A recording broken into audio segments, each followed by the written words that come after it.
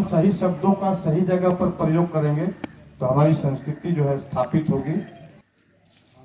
जब हम भारत के लोग समस्त उपासक उपासिका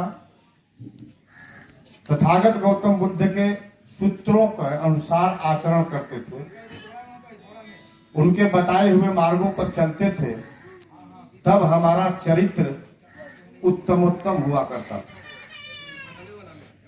उत्तम चरित्र हुआ करता था। और जब चरित्र उत्तम होगा तो हम सिलवान होंगे, जब सिलवान होंगे तो कोई किसी भी प्रकार का हम गलत कार्य नहीं करेंगे। और वही एक समय आने के बाद जो है सभ्यता के रूप में बदल जाती है। और वही सभ्यता भारत की भूमि से उठकर विश्व के कोने कोने तक पहुंची। तब मजबूरी में भारत के शायरों ने, भारत के लेखकों ने, भारत के कवियों ने एक गीत बनाया कि सभ्यता जहां पहले आई मेरा भारत वो भारत था, देता न दशमलव भारत तो वो चांद पे जाना मुश्किल था। यानी सभ्यता का जन्म पहली बार भारत की भूमि पर हुआ। और सबसे पुरानी सभ्यता जब आप सर्च करेंगे तो पता चलेगा सिंधु घाटी की सभ्यता जिसको बोलते हैं। और वो सिंधु घाटी की सभ्यता जो थी वो बौद्ध सभ्यता थी। आज जो खुदाई हुए वो सारे जो है सिंधु घाटी के क्षेत्र में जो जितने भी खुदाई हुए हैं उसमें जो है बुद्ध के अवशेष मिले। तो ऐसा क्या था बुद्ध के धम्म में या बौद्धिक सभ्यताओं में जिससे लोग सिलवान हुआ करते थे? आप लोगों को याद होगा, हम लोगों के जो बुजुर्ग लोग होते हैं, जैसे पिताजी होंगे हम लोगों के या दादा लोग होते थे, सुबह शाम दोनों टाइम भोजन करने के से पहले संध्या करते थे।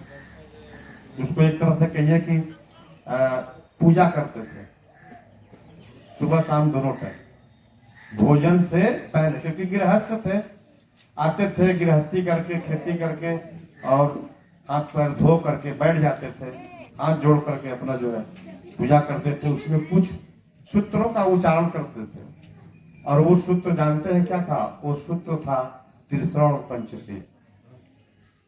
त्रिशरण और पंचशील, 3 त्रिशरण 5 पंचशील, ये प्रतिदिन का कार्य था, सभी लोग करते थे। हमारे घर की जो बुजुर्ग माताएं, बहनें, महिलाएं थी, सब लोग करते थे। और ये 3-5 करने वाले लोग, इन्हीं को 3 त्रिशरण 5 पंचशील करने वाले लोगों को बाद में जो है डाइवर्ट करके शब्दों के माध्यम से, जिसको शब्द भेदी बाण कहा जाता है, उसी शब्द भेदी बाण से भेद दिया गया और वो संस्कृति मिट गई, जिसको बाद में लोगों ने भेद करके कर दिया, बदल करके। ये सब 3-5 करने वाले लोग, 3-5वां। ये 3-5वां कहने वाले, बोलने वाले लोग कौन थे? यहाँ के 90% लोगों को बोला गया। 3-5 करने वाला मतलब इनकी बातों का कोई विश्वास नहीं करना, कब क्या बोलते हैं, पाखंडी हैं, ढोंगी हैं। 2 अतियों का पालन करने वाले लोगों को कह दिया गया कि ये सब 2 नंबरिया हैं। ठीक है, तो क्या हुआ? वहीं से संस्कृति धीरे धीरे जो है प्राचीन संस्कृति थी, सनातन संस्कृति थी, मिटने लगी। और आज जो पश्चिमी सभ्यता है वो आज हमारे ऊपर पूरी तरह से हावी है, जिसके माध्यम से हम सभी जो है चाहते तो हैं कि हमारा चरित्र अच्छा हो, हम सिलवान हो, लेकिन संस्कार ही नहीं है चरित्रवान और सिलवान बनने वाला। तो हम कहां से चरित्रवान और सिलवान होंगे? क्योंकि संस्कार का जीवन में बड़ा महत्व होता है। संस्कार का मतलब ही होता है कि जो व्यक्ति जो कुछ भी जानता है उसको अच्छी आदतों में बदल देना, अच्छे कार्यों में बदल देना। यानी संस्कारित करना, संस्कारित करके अच्छा से अच्छा बनाना। इसीलिए व्यक्ति के जीवन में जो है 16-17 संस्कारों का जो है उल्लेख आया और उन संस्कारों में बताया जाना चाहिए या बताया जाता था पहले कि आपको जीवन कैसे जीना है जिससे आपके माध्यम से किसी दूसरे को कष्ट न हो, आपको भी कष्ट न हो, आप भी सुखी रहें और आपके माध्यम से दूसरे भी सुखी हों। तो सोचिए, जब सब कोई सबका दूसरे का सुख का जो है सोचने लगेगा तो सोचते सोचते सोचते सोचते वैसा ही आचरण हो जाएगा कि नहीं हो जाएगा? क्योंकि जैसा व्यक्ति सोचता है उसका आचरण वैसा ही हो जाता है धीरे धीरे। अभी आप सोचने लगिए कि हमको अब आज से गाली नहीं देना। रोज सोचते रहे, पता चलेगा कि 1 हफ्ता 10 दिन के बाद आपके मुंह से जबान से गाली निकलेगी ही नहीं। और जो व्यक्ति गाली नहीं देता सोच ले, आज से सोचना शुरू करे, बोले नहीं, गाली देगा नहीं, सोचेगा सिर्फ अगर कि हमको गाली देना है फलनवा को, धीरे धीरे सोचते सोचते 1 हफ्ता 10 दिन के बाद वो गाली बोलना बकना शुरू कर देगा। क्यों? क्योंकि पहले जो भी इच्छाएं होती हैं मन के अंदर जगती हैं और उन मन की इच्छाओं पर जब हमारा काबू नहीं होता तब क्या होता है? तब हम उसकी तरफ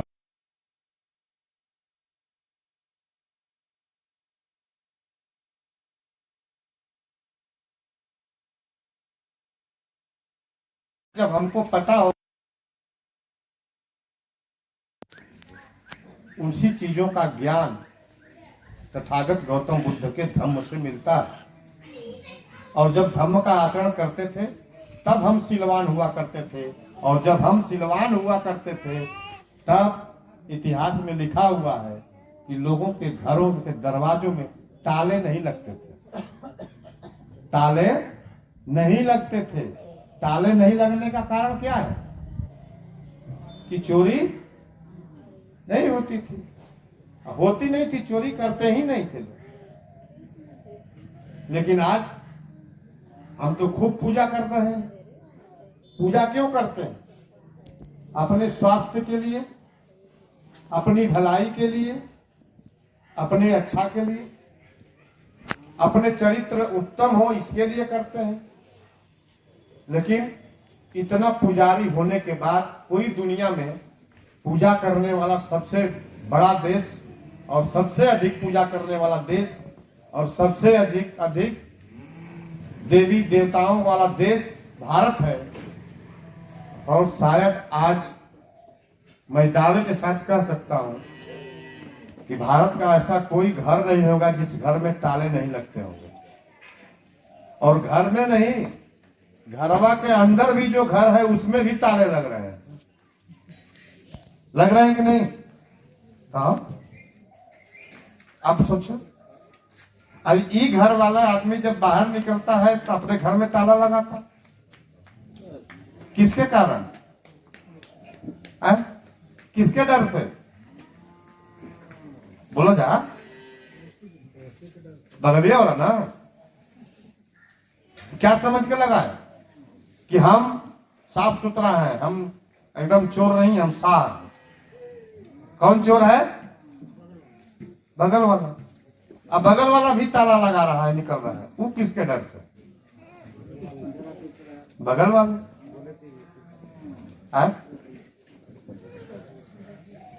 एक ही घर में 4 कमरे हैं और 4 कमरे में रहने वाले लोग भी उस 4 कमरों में अलग अलग ताले लगा रहे हैं। लग रहे हैं कि नहीं? ताले लग रहे हैं ना। दूसरे की छोड़ दीजिए, अपने परिवार में ही हम अपना चरित्र और शील नहीं सुधार पाए, जबकि रोज हम प्रतिदिन घर में बैठ करके पूजा कर रहे हैं।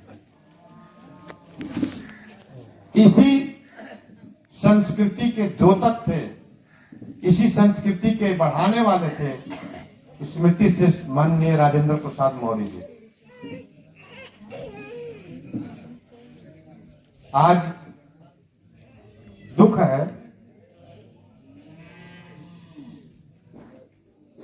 यह भी एक हम लोगों के अभिभावक थे, गार्जियन थे।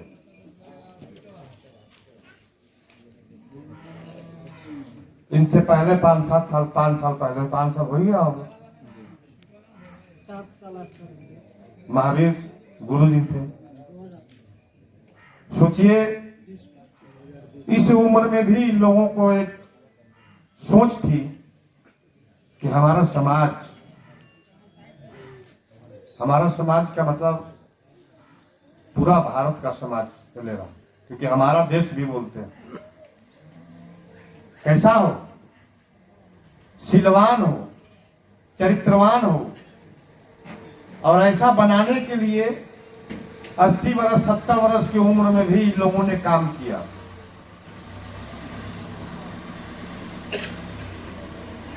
और आज उन्हीं की श्रद्धांजलि सभा में हम सभी उपस्थित हुए। उन्हीं विचारों को श्रद्धांजलि देने, उन्हीं विचारों का सम्मान करने के लिए आज ये कार्यक्रम का आयोजन हुआ।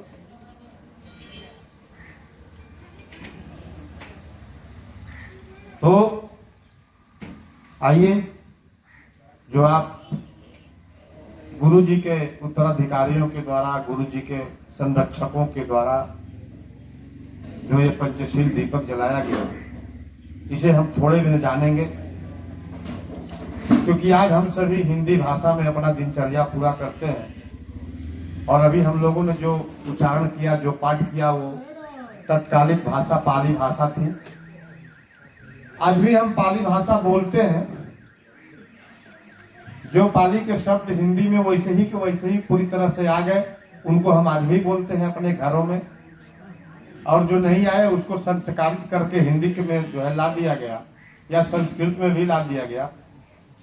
तो हम हिंदी में जानेंगे, क्योंकि कहा गया है, बुद्ध ने कहा है कि पहले जानो तब मानो। क्यों? क्योंकि ये धर्म नहीं है, ये धर्म नहीं है, ये धर्म है।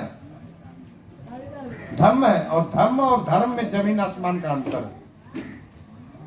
छोटा सा अंतर है, बता दे रहा हूं। धर्म कहता है कि मान लीजिए, और धर्म कहता है कि जान लीजिए। धर्म कहता है कि, और जो धर्म के धर्मांध होते हैं वो कहते हैं कि जो मैं कह रहा हूं वही है सही, मान लो, तुमको जानने की जरूरत नहीं है। लेकिन धर्म कहता है कि पहले जान लो तब मानो। क्यों?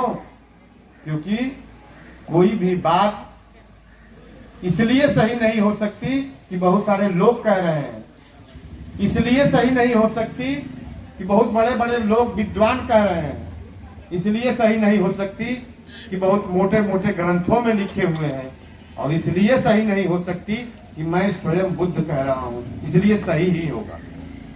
सोचिए, इतना छूट कोई धर्म देता?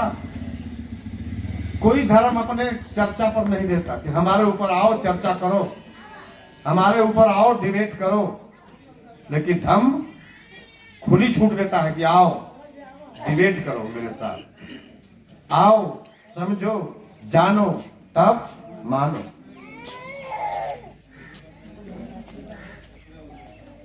तो आइए हम चलते हैं, जो हम सभी उपासक उपासिकाओं के लिए धम्म है, उस धम्म की ओर।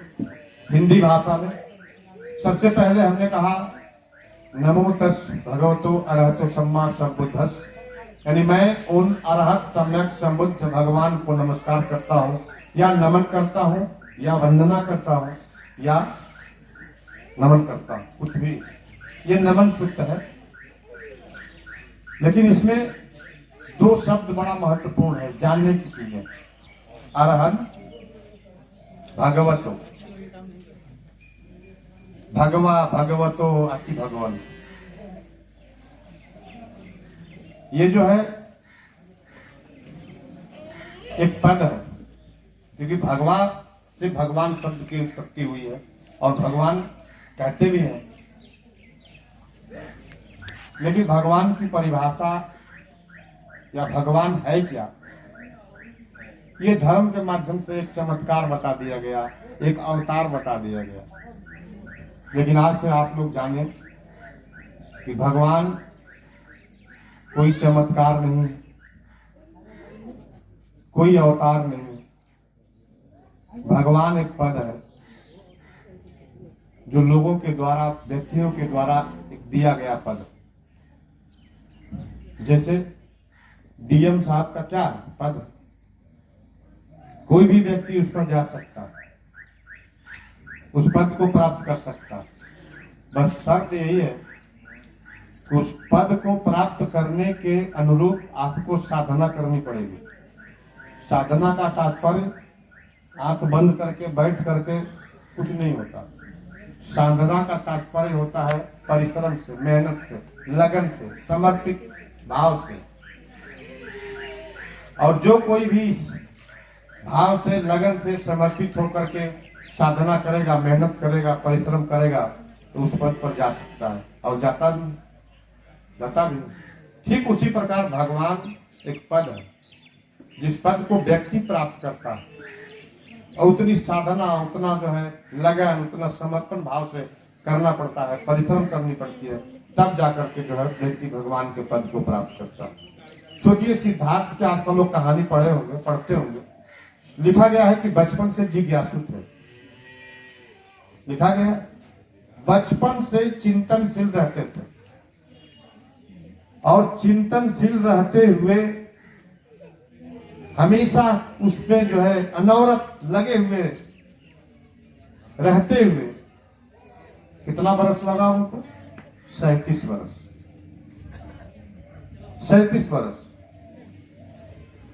और 37 बरस के उपरांत उन्होंने भगवान के पद को प्राप्त कर लिया। कब? जब अरहंत हुए। अरिहंत, अरि माने होता है दुश्मन, हंत माने होता है हत्या करना।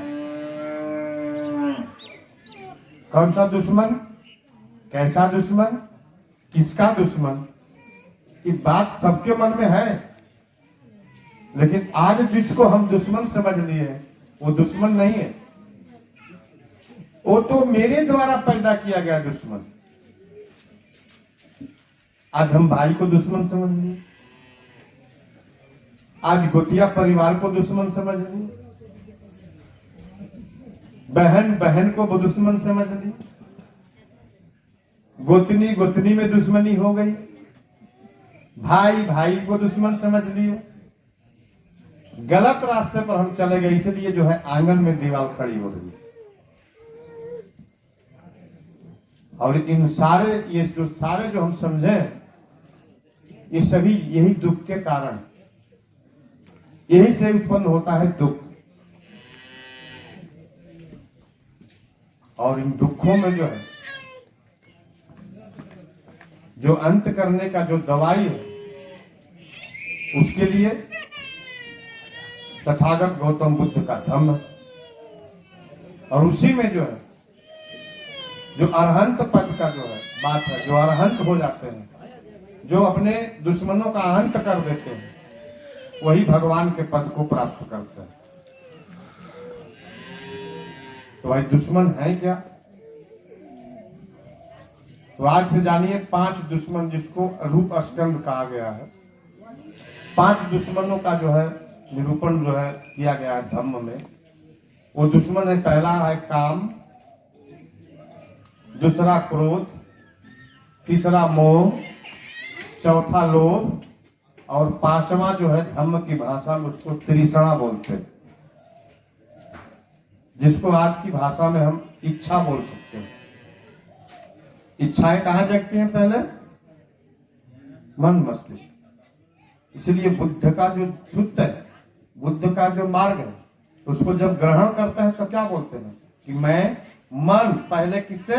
मन से, इसके बाद वचन से, इसके बाद कर्म से। तो पहले कहां कंट्रोल करना है? कर्म को नहीं कंट्रोल करना, पहले वचन को भी नहीं कंट्रोल करना, पहले किसको कंट्रोल करना है? मन को। और जब मन कंट्रोल में हो तो वचन भी कंट्रोल में रहेगी और कर्म भी कंट्रोल में रहेंगे। और जब मन में कंट्रोल में नहीं रहेगा तो हम क्या बोल देंगे, किसको कब बोल देंगे, ये खुद हम ही को पता नहीं। तो जब यही पता नहीं रहता तो घर में लड़ाई झगड़ा होता, गाली गलौज होता है, तू मैं होने लगता। तो काम, क्रोध, मोह, लोभ और तृष्णा, जिसमें सबसे प्रबल है तृष्णा। इस तृष्णा पर जब हम काबू कर लें, मुट्ठी में कर ले, कंट्रोल कर ले, भांज दे, भग्न कर दे, तब क्या होगा? हम काम, क्रोध, मोह, लोभ को बस में कर सकते हैं, को कंट्रोल कर सकते हैं। जब हम काम को बस में कर लेंगे तो जरा सोचिए कि हम सुखी होंगे कि दुखी। जिसके बस में अगर काम हो वो सुखी होगा कि दुखी होगा। ये अलग है कि हमारे भारत में जो है या अन्य देशों में भी इस काम की पूर्ति के लिए, क्योंकि प्राणी है, जीव है, तो काम है, लेकिन उसकी पूर्ति के लिए सिस्टम बनाए गए, व्यवस्था बनाई गई। उस व्यवस्था के अनुसार हम अगर उसकी पूर्ति करते हैं तो किसी को कोई तकलीफ नहीं होता, कोई दुखी नहीं होता। लेकिन उससे इतर हट करके जब हम अपने काम की पूर्ति करते हैं, तब जब हमारा उस पर कोई बस नहीं होता तब। और जब बस नहीं होता, जब काम की पूर्ति करते हैं, चाहे स्त्री हो चाहे पुरुष, दोनों दुखी होते हैं। और दोनों के साथ साथ दोनों के परिवार दुखी होते हैं, और परिवार के साथ साथ पड़ोस दुखी होता है, और पड़ोस के साथ साथ पूरा गांव दुखी होता है। एक चीज के कारण। किसके कारण? तृष्णा, इच्छा। और मन में इच्छाएं दो तरह की जगती हैं, बुरी इच्छाएं और अच्छी इच्छाएं। ये दो ही तरह की, तीसरा कुछ नहीं है। अब दुइये को कंट्रोल करना है। अब जान लेना है कि अच्छी इच्छा जगी है कि बुरी इच्छा जगी है। अगर बुरी इच्छा जगी है तो उसको वहीं पर जो है दबा लेना है, और अच्छी इच्छा जगी है तो उसको वहीं पे कार्य रूप में परिणत कर देना। जब अच्छी इच्छाओं को कार्य रूप में परिणत करेंगे तो क्या होगा? लोगों का भला होगा, मंगल होगा, लोग भी सुखी होंगे, हम भी सुखी होंगे। और जब बुरी इच्छाओं को कार्य में परिणत करेंगे तो लोग भी दुखी होंगे, हम भी दुखी होंगे। ये दुख से मुक्ति का मार्ग है। बुद्ध ने कहा कि मैं मार्गदाता हूं, मुक्तिदाता नहीं। दोनों हाथ से फूल चढ़ाएं, जब भी फूल चढ़ाएं, कहीं भी चढ़ाएं, दोनों हाथ से चढ़ाएं। एक हाथ से फूल नहीं चढ़ाया जाता, एक हाथ से आशीर्वाद दिया जाता।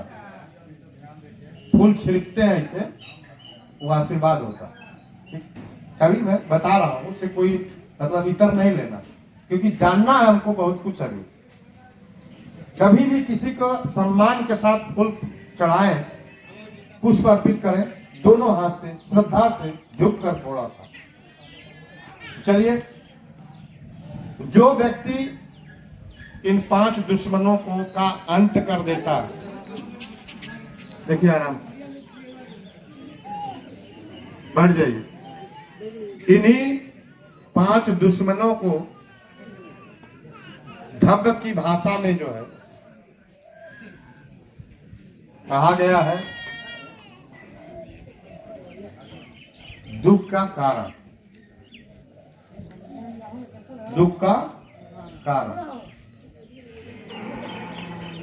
और जो व्यक्ति इन 5 को अपनी बस में कर लेता है, यानी भांज देता है, यानी अपने अनुसार चलाने में सक्षम हो जाता है, उसके लिए एक शब्द का प्रयोग होता है, वान। कौन सा शब्द का? वान। जो गाड़ी को कंट्रोल करके चलाता है उसको क्या बोलते हैं? गाड़ी वान। और जो अपने आप को कंट्रोल करके चलाता है उसको बोलते हैं भगवान। क्या बोलते हैं? भगवान।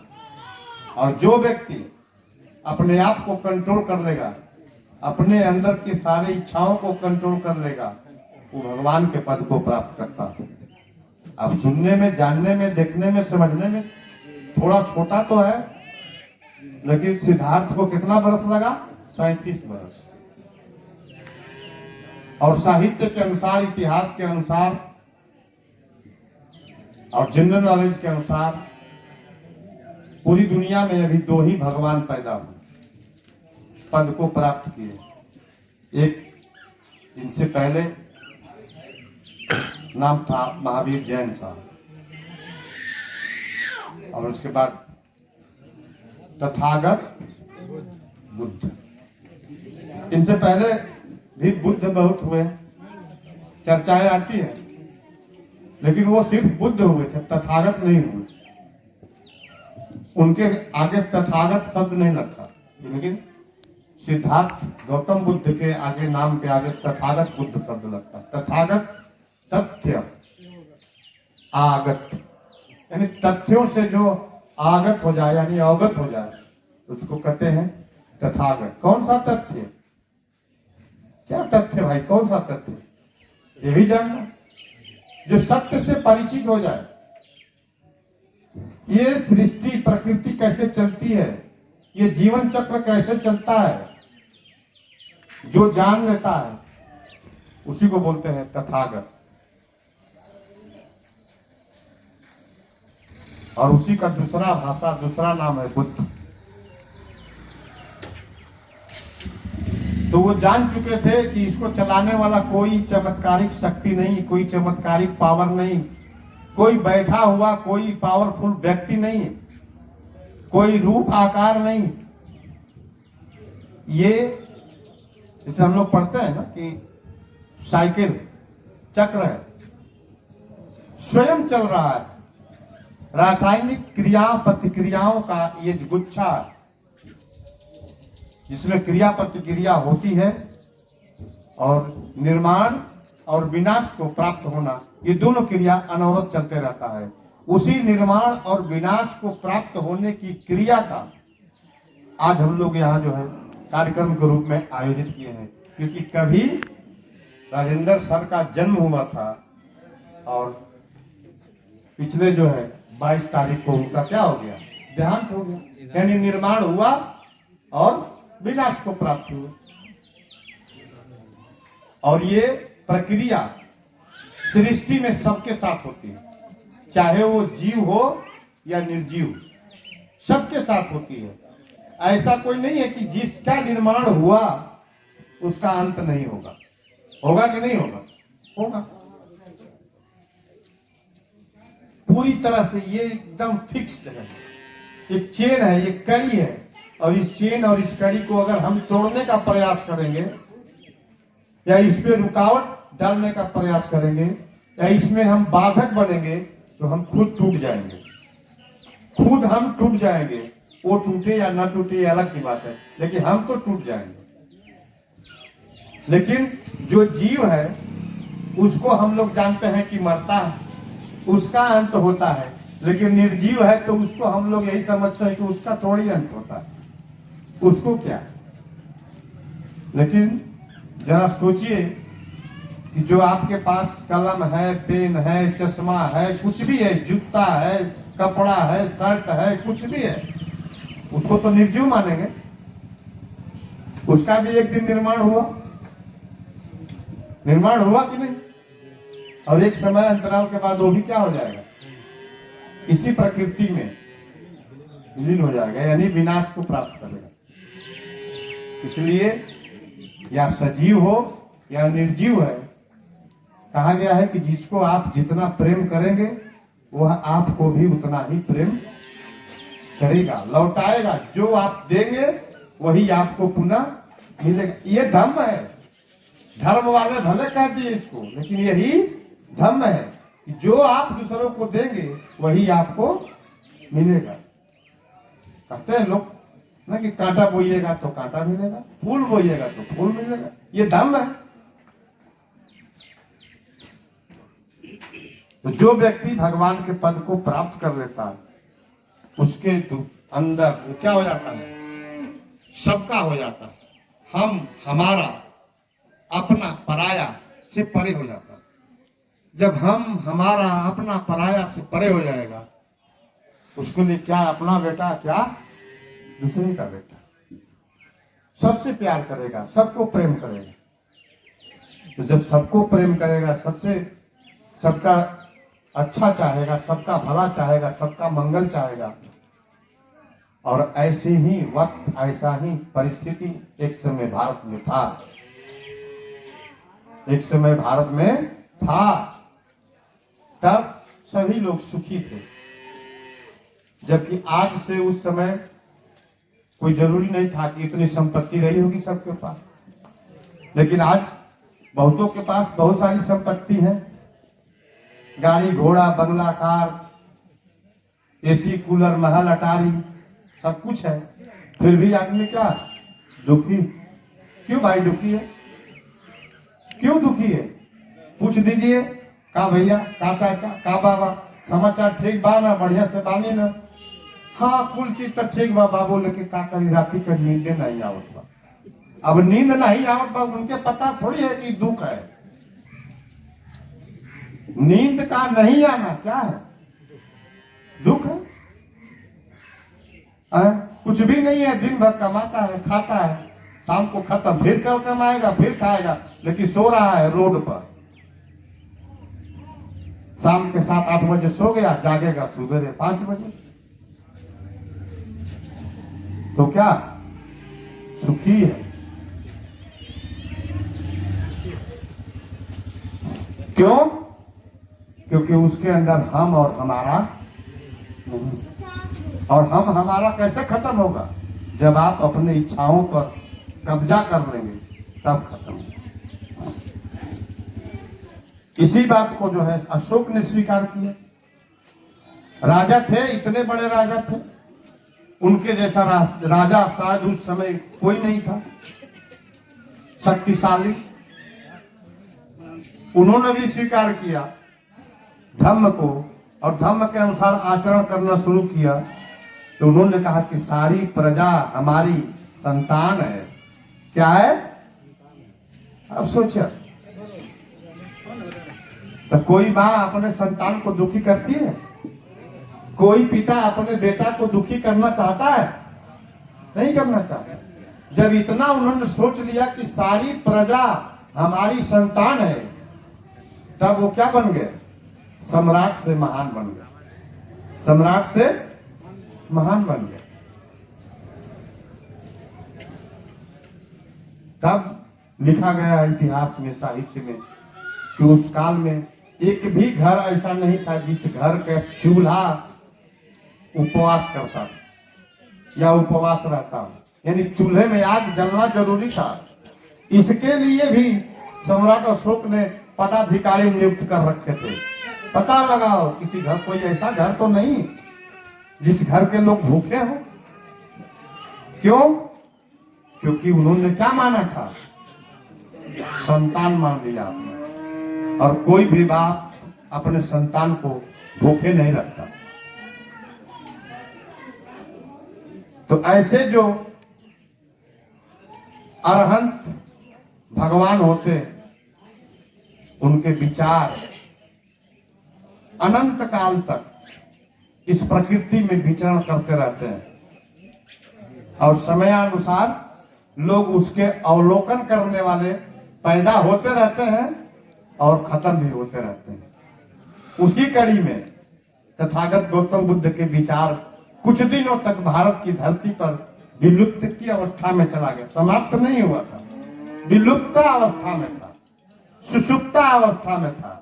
लेकिन उनके विचार तो है प्रकृति में, और लोग आज पैदा हो गए उसको अवलोकन करने वाले, तो फिर बढ़ रहा, चल रहा। उन्हीं विचारों में, उन्हीं रास्तों में, उन्हीं सूत्रों में, उन्हीं फार्मूलों में हम सभी लोगों के लिए तीसरा और पंचशील है। तो क्योंकि फार्मूला तभी कारगर होता है व्यक्ति के जीवन में जब उस फार्मूले को हम सिद्ध करना जान जाते हैं। गुरुजी, सिद्ध करना पड़ता है कि नहीं? अगर सिद्ध नहीं करेंगे, अगर सिद्ध करने में सफलता नहीं मिला, तो उस पर आधारित जितने भी सवाल और प्रश्न है उसका उत्तर हमको, उसका फल नहीं मिल पाएगा। और जीवन क्या है?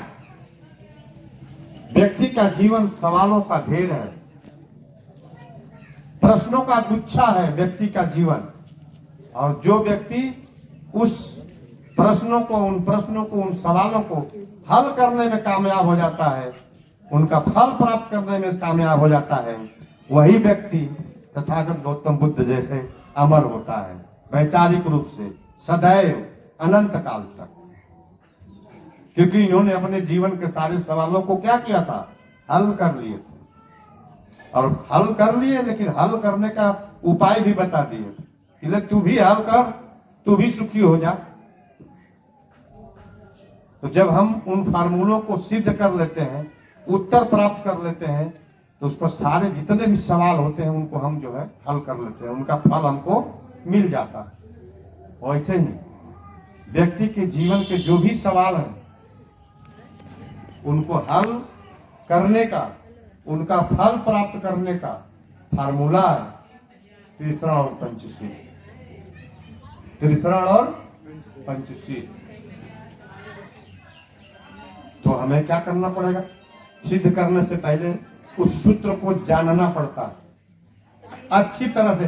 2 बार 4 बार 5 बार 10 बार पहले उसको हम पढ़ते हैं, समझते हैं, तब जाकर के उसको सिद्ध करने का शुरुआत करते हैं। लेकिन शुरुआत करने से पहले फर्स्ट में क्या रखते हैं, मान रखते हैं। अगर मान नहीं रखेंगे तो सब कुछ जानते रह जाइए, लेकिन कुछ मिलेगा नहीं। जीवन में जानने के बाद तब मान रखना।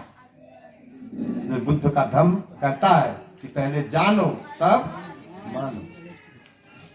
तो आप जानिए कि है क्या वो सूत्र, है क्या वो फार्मूला। पहला फार्मूला त्रिशरण। त्रि माने 3, शरण माने होता है आश्रय। शरण में जाना, आश्रय में जाना। पहला बुद्धं शरणं गच्छामि, यानी मैं मन वचन और कर्म से बुद्धि की शरण में, यानी ज्ञान की शरण में, यानी शिक्षा की शरण में जाने की प्रतिज्ञा करता हूं।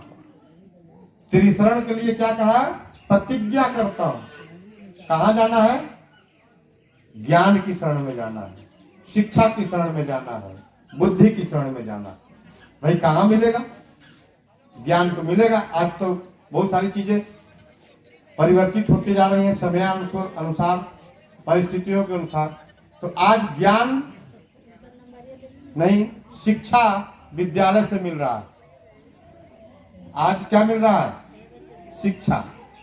लेकिन शायद आज से आप 40 साल 50 साल पीछे जाएंगे तो उस समय ज्ञान, शिक्षा और बुद्धि तीनों विद्यालय से मिलते थे, व्यवहारिक ज्ञान जिसको बोलते हैं। लेकिन आज क्या है, परिवर्तित सिलेबस से बदल गया, हम किसी को दोष नहीं दे सकते। तो आज वर्तमान समय, देश काल, परिस्थितियों के अनुसार अपने आप को बदलो, तब वर्तमान दौड़ में आप साथ रहोगे। नहीं बदलोगे तो पीछे हो जाओ। बुद्ध ने स्वयं कहा, ऐसा थोड़ी कहा कि एकदम गांठ बांध के वहीं पकड़ के पड़े रहो, ऐसा भी नहीं कहा। तो ज्ञान कहां मिलेगा, शिक्षा विद्यालय से। ज्ञान किससे मिलेगा, गुरु जी से, माता पिता से। और बुद्धि किससे मिलेगा, माता पिता और दादा दादी से। जीवन का अनुभव सबसे अधिक किसके पास होता है, जो सबसे बुजुर्ग होंगे घर में, वही ना। आप आज अनुभव करके देखिए, 40 साल पहले हम लोग जब पढ़ते थे, जब दीपक का जमाना था, तो घर के लोग जो बुजुर्ग होते थे, उस शाम हुआ, सूरज ढला, बुजुर्ग लोग तुरंत डांट कर जाओ, ललटेन जला के ला, डिबरी जला के ला, घर में घुमाओ, बैठ के पढ़। बोलते थे कि नहीं, बोलते थे ना। और थोड़ा भाई परिवर्तन हुआ, तो जो दीपक ऊपर था वो दीपक नीचे हो गया, ये परिवर्तन कहेंगे उसको। लेकिन फिर भी पहले दीपक के तल में अंधेरा होता था, आज दीपक के ऊपर अंधेरा है कि नहीं, बस उल्टा हुआ। तो उस समय बोलते थे, लेकिन आज चलिए दीपक तो भाई जल गया, कुछ लोग एकदम ऑलरेडी लगा के छोड़ दिए हैं, लेकिन माता पिता कुछ इतना कितना कहने वाले कै % है बच्चों को कि तो जा बैठ के पढ़। कै % माता पिता आज हैं जो अपने बच्चे के साथ 1 घंटा का समय देते हैं? इतने लोगों में मैं खाली चाहूंगा, कितना % है माता पिता जो अपने बच्चे के साथ, छोटा बच्चा भी, मैं बड़ा का नहीं कह रहा हूं, छोटा बच्चा जो जिसको आपको सांचे में ढालना है, कितने हैं जो बैठ करके उसके साथ पढ़ाते हैं, पढ़ाते भी। पहले कोई जरूरी थोड़ी था कि सब माता पिता पढ़े थे, लेकिन संगम में बैठ जाते थे, संग में बैठ जाते थे, डर के मारे लोग बैठ के पढ़ते थे बच्चे। हम लोग खुद इसी पढ़े। सुनाओ पहले सुना। अब चुपचाप भाई मुंह में मन में नहीं पढ़ना, बोल के पढ़।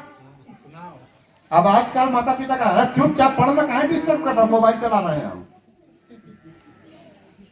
और तो खुश होते हैं, ठीक है, और तो खुश होते हैं। छोटा सा बच्चा जन्म लिया, 6 महीने का अभी हुआ नहीं, मोबाइल का कान का रख देगा ना, हमार बाबू बड़ा बढ़िया तनको ना रोएगा, हम अपन काम कर रहे सुता के मोबाइल कनवा तो रख देगा, सुता के रख।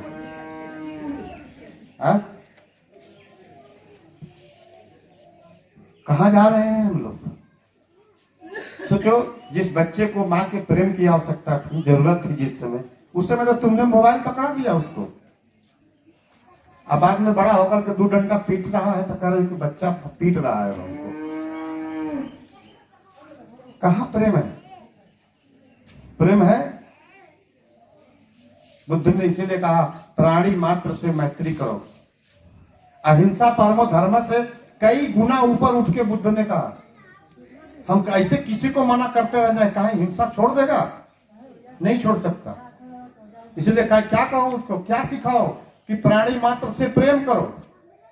और जब प्राणी से आदमी प्रेम करने लगेगा तो कभी उसको पीटेगा, मारेगा, काटेगा नहीं। खाली इसे कहते हैं अहिंसा परमो धर्म, हिंसा करना धर्म नहीं है, हिंसा नहीं करना परम धर्म है, कौन छोड़ता? तो बुद्ध ने इसीलिए कहा कि प्राणी मात्र से प्रेम करो, और जिससे प्रेम करते हैं दूसरा कोई अगर छू भी दे तो उससे लड़ जाते हैं। बेटा बेटी तो अलग, पशुओं के साथ जिससे प्रेम करते हैं, जिसको पालते हैं, दूसरा मार देता है उसको तो उससे लड़ाई कर लेते हैं, करते हैं कि नहीं? क्यों? कौन सी ताकत है वहां? प्रेम की ताकत है। तो बहुत बड़ी ताकत है। तो बेटा बेटी को इसीलिए कहा गया है कि जो है प्रेम से पालिए उसे। जो आप सिखाएंगे वही सीखेंगे बच्चे। बच्चे क्या करते हैं? देख करके सीखते हैं, सुन करके सीखते हैं। और जो चीज 10 बरस के उम्र के अंदर उनके मन मस्तिष्क में घुस गया, वो आप मरते दम तक नहीं निकाल सकते। मैं दावे के साथ कहता हूं, उसके मरने के समय तक नहीं निकाल सकते आप। इसलिए जैसा आप चाहते हो कि हमारा बेटा हमारा बेटी हमारा सम्मान करे, तो घर में वैसे ही सम्मान का माहौल बना दो, ताकि वो देखें कि हमारे माता पिता भी अपने माता पिता का सम्मान कर रहे हैं। अगर नहीं देखेगा तो तू लाख न पैसा लगा दो, तुम जीवन का सब कुछ बेच के, फिर भी वो सम्मान नहीं करेगा। तो आज हम दुखी हैं कि नहीं अपने बच्चों से? सोचो, अपने ही जन्माए बच्चों से अपने ही माता पिता दुखी हैं। इसका कारण क्या है? बुद्ध ने कहा कि कोई भी कार्य बिना कारण के नहीं होता।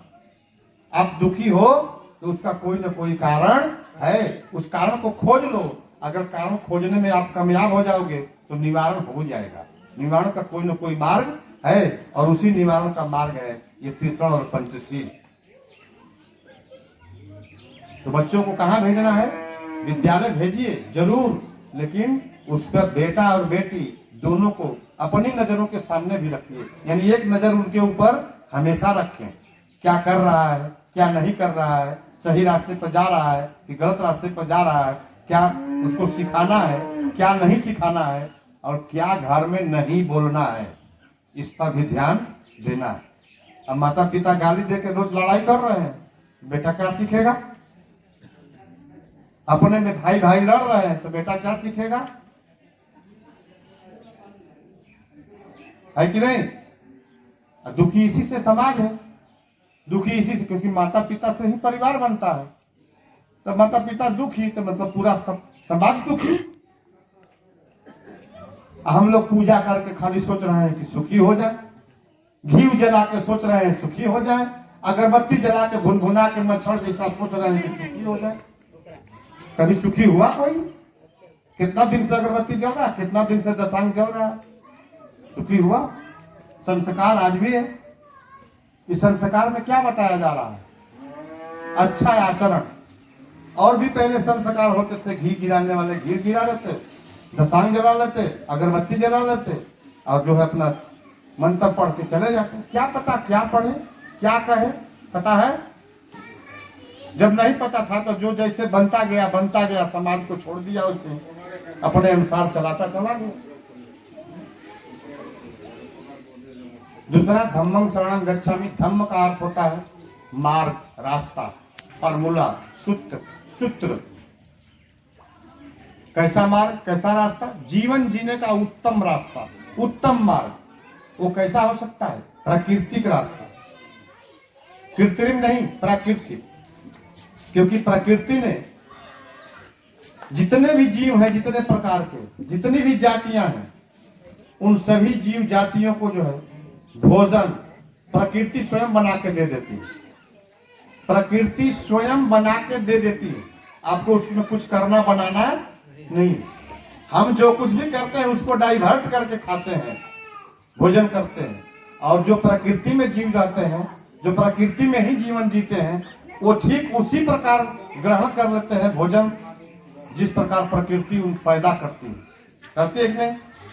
और जो प्राकृतिक भोजन करते हैं वो बीमार, आज भी कितना हो खाद का जमाना आ गया, कीटनाशक का जमाना आ गया, पेस्टिसाइड का जमाना आ गया, फिर भी वो बीमार नहीं होते। और जो अपने मन की करते हैं, जो कहते हैं ना ही हो, हम ऐसे ही मन बता ऐसे ही खाए, वो क्या हो रहे हैं?